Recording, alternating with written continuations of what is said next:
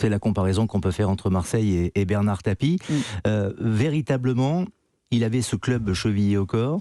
Et oui. aujourd'hui, vous regrettez, je pense qu'il y a des gens qui travaillent à cela, qu'il n'y ait pas un stade, une rue, une enceinte, un monument ou une tribune qui porte son nom à Marseille. Oui, c'est vrai. Alors, il y a eu un sondage qui a été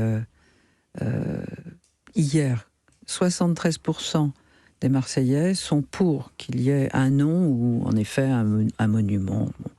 Alors mon fils Laurent a fait un espèce de fonds créé. Il a trouvé un sculpteur pour une jolie statue avec tout ce groupe, enfin les mythiques, la Coupe les d'Europe. ultras.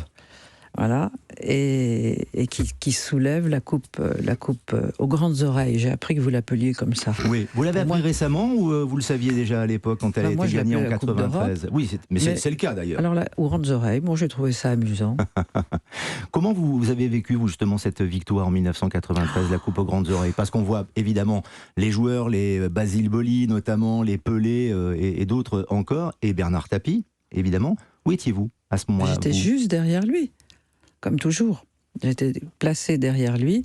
Et c'est vrai que dans les 5 premières secondes, quand enfin il y a eu le coup de sifflet final et que, évidemment, le Basilou marque, il se retourne vers moi, il m'attrape. Et c'était l'euphorie la plus complète. Ouais. C'était un grand soulagement parce qu'il y avait eu Barry en 91, qui a été un échec avec une finale perdue. Je sais, et c'est pour ça, vous connaissez l'anecdote quand même. Racontez-nous.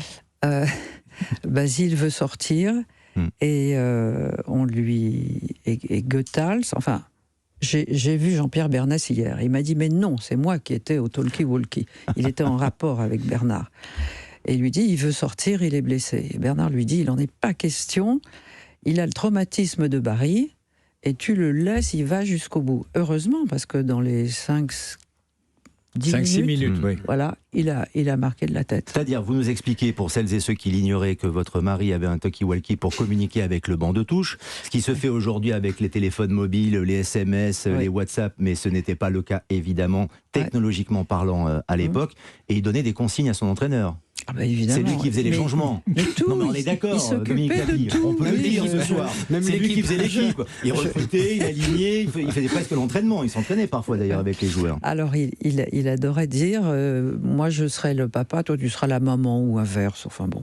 Mais ces joueurs, c'était ses enfants. C'était ses enfants. Ouais. Et en effet, il avait de l'instinct, ça c'est clair. Il avait un génie incroyable. Pour le sport aussi, c'est un peu comme le monde des affaires, et quand il sait que Basile Boli veut sortir, ou quand il sent qu'il veut sortir et qu'il y a ce fameux syndrome de Barry, heureusement que Basile Boli va permettre avec sa tête de marquer, va marquer et donner la victoire à l'Olympique de Marseille, et sur Europe 1 avec Eugène Sacomano, qui l'a bien connu à l'époque, ça donnait ça.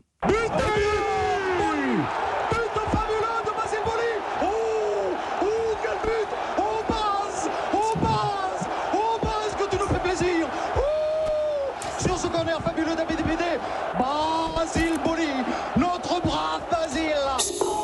Ça s'appelle du coaching, Dominique Tapie, c'est-à-dire qu'un entraîneur en général doit savoir si un joueur est en forme, s'il peut faire la différence, et votre mari a fait ça à distance en quelque sorte. C'est émouvant d'entendre ce commentaire. Moi j'ai les larmes aux yeux à chaque fois. Ouais.